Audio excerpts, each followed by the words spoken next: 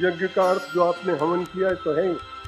यज्ञ का संपूर्ण अर्थ है कि अंतर से समर्पण पूर्वक कोई भी कर्म कर, क्योंकि यज्ञ की सबसे बड़ी बात है, यज्ञ कराने वाले आचार्य बार बार आपको स्मरण दिलाते रहते हैं, इदम इदम सूर्याय इदम नमम इदम अग्नये इदम नमम।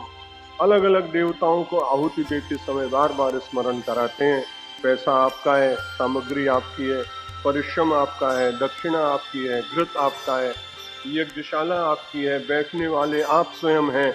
ये सब करने के बाद बार बार याद रखना कि आपका कुछ नहीं है, ये सब परमात्मा का। यज्ञार्थात कर्मणोन्यत्र लोकोयम कर्म बंधना। जब व्यक्ति उसके भीतर अपनी अहंकृति को जोड़ देता है तो बस वही कर्म का बंधन और कर्म की गिनती आती। इसलिए हम सब लोगों को कर्म करते हुए भगवान को उसे ब्रह्मण्याधाय कर्माणि संगम त्यक्त्वा करोति यः लिप्यते न स पापेन पद्म पत्रमिवाम्भसा। किसी सरोवर में आपने जाके देखा होगा, आजकल तो कमल पुष्प भी बड़ी कठिनाई से प्राप्त होते हैं। वहां भी सब सरोवरों का भी व्यावसायीकरण इतना होता जा रहा है कि उसमें जो कुछ जल्दी से जल्दी प्राप्त हो वही उसमें से प्राप्त करने का लोग यत्न करते हैं।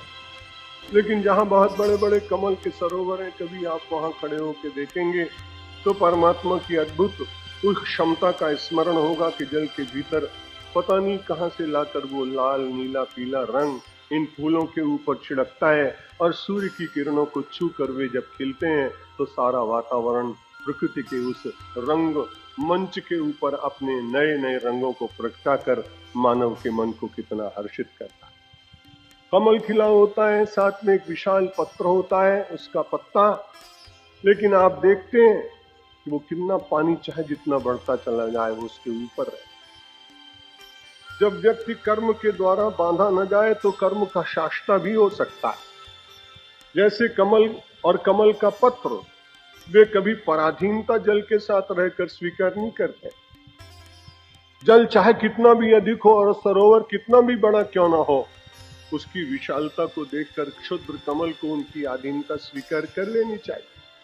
जैसा संसार का प्राय नियम है कि जब किसी विराट आंदोलन को देखते हैं लोग, भले वो अशास्त्रीय क्यों ना हो, लेकिन विचार करते हैं जब इतने लोग जुड़ गए तो हमको भी जुड़ना चाहिए। लेकिन जैसे कमल बहुत विवेक पूर्वक जल में रहते हुए, विवेक पूर्वक रहते हुए जल का साथ नहीं छोड़ता, जल के प्रति कृतज्ञता भी व्यक्त करता रहता है, अपनी पंखुड़ियों को हिला हिलाकर, अपने कमल पुष्पों को स्पंदन दे देकर। कृतज्ञता तो हमारी संस्कृति का सर्वश्रेष्ठ गुण, लेकिन कृतज्ञता और पराधीनता इसमें बड़ा अंतर। इसलिए वो कमल बड़े आनंद के साथ बढ़ते हुए जल के सरोवर के ऊपर, उसके शीश के ऊपर बैठकर वो कहता है, तुम मुझे पाल रहे हो, बढ़ा रहे हो, सौंदर्य दे रहे हो, श्री दे रहे हो, मैं तुम्हारा कृतज्ञ हूं।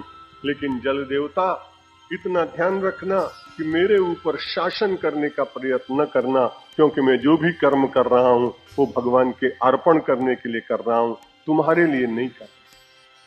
यदि ये विचार रहेगा तो ब्रह्मण्याधाय कर्माणि संगम त्यक्त्वा, निरासक्त होकर कर्म करे। संगम त्यक्त्वा करोति यः लिप्यते न स पापेन। वो व्यक्ति पाप के द्वारा लिप्त नहीं होता है। 1-2 दिन पूर्व आपसे बात कही गई थी कि संसार में सबसे बड़ा भय मानव को और कहीं से नहीं लगता है, केवल अपने से ही लगता है। दुनिया में आपको कोई व्यक्ति भयभीत कर ही नहीं सकता। जितना भय है वो केवल व्यक्ति की अपनी ही सर्जना है। आप कहेंगे व्यक्ति की अपनी सर्जना कैसे है? तो मेरे और आपसे जो छिपकर कोई कर्म हो जाता है और जिसे प्रकट होने में भय लगता है कि समाज जानेगा, व्यक्ति जानेगा, भगवान जानेगा, परिवार जानेगा, जाति के लोग जानेंगे, पार्टी के लोग जानेंगे, दूसरे जान लेंगे, जहां ये मन में बात आई वही उस अनिष्ट कर्म का करने वाला सर्जक कौन है? आप विचार करके देखेंगे तो आप जब स्वतंत्र करता है, स्वतंत्र चेता है, आपके भीतर परमात्मा की समग्र शक्ति विराजमान है, लेकिन पूर्व जन्म का कोई प्रारब्ध कर्म मुझे और आपको विवश कर देता है उन क्षणों में जब परमात्मा की अनुपस्थिति हम अनुभव करने लगते हैं। परमात्मा की उपस्थिति का अनुभव करने वाला व्यक्ति पाप में प्रवृत्त हो ही नहीं सकता। चाहे जितना विवेकी व्यक्ति और एक क्षण के लिए कभी अचानक ऐसा हो जाए तो जीवन में वो पाप आकर प्रकट हो जाता है, प्रविष्ट हो जाता है। यज्ञार्थात कर्मणो नत्य लोकोयम कर्म बंधना। इसलिए यज्ञ केवल हवन करना नहीं है, प्रवचन करना यज्ञ है, कथा करना यज्ञ है, भोजन बनाना यज्ञ है, परिवार के बालकों को संस्कार देना यज्ञ है, शुचिता पूर्वक स्वच्छता पूर्वक जीवन को चलाना, ये सब यज्ञ है। यज्ञ की बहुत बड़ी व्याख्या, बहुत विस्तृत व्याख्या हमारे शास्त्रों ने की है। यहां भी ब्रह्मा जी महाराज प्रार्थना करते हुए नतोऽस्मि ते पदम देवम प्राण बुद्धिन्द्रियात्मभिः यच्चिन्त्यते कर्म पाशम हृदि नित्यम मुमुक्षुभिः। कर्म शब्द यहाँ आया था, इसलिए मैंने कर्म पर किया। और ये योगानुयोग स्वामी स्वयं प्रकाशानंद जी कर्म की चर्चा कर रहे थे। इसलिए कर्म को आप करते हुए कैसे करें कि ब्रह्मण्याधाय कर्माणि, परमात्मा को समर्पित करिए। कर्म के बिना तो आप जीवित रहेंगे नहीं। और अभी एक छोटे से बालक अपने यहां आए थे जोधपुर में, निम्बारकाचार्य जी महाराज का बड़ा छोटा सा शिष्य। उसने भी कर्म की बड़ी अच्छी बात कही। बड़े थोड़े से लोग थे वहां। उन्होंने कहा कि गांव में कोई नारद जी जब पहुंचे तो उनसे एक गौशाला में काम करने वाली एक बहन ने पूछा कि महाराज मैं कैसे कर्म करूं, मेरे तो जब तक कुछ आता नहीं। उसने कहा रे जो कुछ भी करती है ना भगवान को समर्पित कर दिया कर, तेरा कर्म अपने आप शुद्ध हो जाएगा। अब बड़ी भली महिला थी, वृद्ध थी। सवेरे गौशाला स्वच्छ की, स्वच्छ करने के बाद घर को लीपा, लीपने के बाद जो पीछे थोड़ा सा छान बचता है उसने कहा श्री कृष्णार्पणमस्तु। और जैसे ही पहुंचा तो पहुंचने के बाद अब भगवान ने देखा कि उनके पीतांबर पर तो गोबर ओबर लग गया। बोला ऐसी उपासना किसने करी? तो उसके बाद देवर्षि नारद वहीं थे। अचानक उन्होंने कहा देवर्षि तो बड़ी अद्भुत घटना घटी।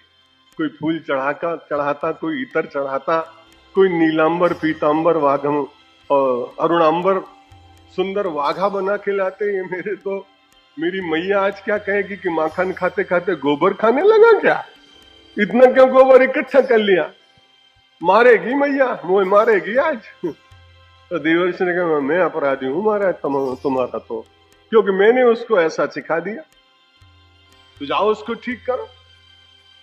देवर्षि को बड़ी गुस्सा चढ़ी और वो तुरंत पहुंचे और जोर के एक तमाचा लगा दिया उस बेचारी महिला को। बोला शर्म नहीं आती? भगवान कृष्ण को तूने इस तरह से गोबर कर दिया। श्री कृष्णार्पणमस्तु। जैसे ही तमाचा लगा उसने कहा श्री कृष्णार्पणमस्तु। अब महाराज अपना गाल सहलाने लगे। बोले इतनी जोर से तो मैया ने भी कहीं नहीं मारा हुआ है, आज तो मेरा गाल लाल है गो। बड़े दुखी। तुरंत आह्वान किया नारद को, बुलाओ नहीं तो बड़ी कठिनाई होगी। नारद तुरंत आए। बोले महाराज कुछ किया क्या आपने? बोले बड़ी गुस्सा चढ़ी थी मेरे को, मेरा उपदेश का उसने ऐसा अनुचित प्रयोग किया, एक थप्पड़ मैंने मारा। तो बोला बहुत अच्छा हुआ कि तुमने उसको घूंसे नहीं लगाए, नहीं तो वो सब श्री कृष्णार्पण वस्तु हो जाते। तो ब्रह्मण्याधाय कर्माणि संगम त्यक्त्वा करोति यः। जो अपने सात्विक कर्म है वो भगवान को अर्पित करिए। असात्विक कर्म हो तो भगवान से प्रार्थना करिए कि इसका रूपांतरण करिए। महाराज ये असत को आपको अर्पित कैसे करूं? आप इतने सुंदर, इतने श्रेष्ठ, इतने पावन, आप सच्चिद घन, मेरे जैसा यह शुद्र जीव आपको समर्पित कर ही क्या सकता है। लेकिन यदि आपने समर्पण सिखाया तो ये भी बताइए कि मुझे क्या समर्पित करना चाहिए, और मैं जो समर्पित कर रहा हूं उसके भीतर बैठकर उसका शुद्धिकरण भी आप ही कीजिए।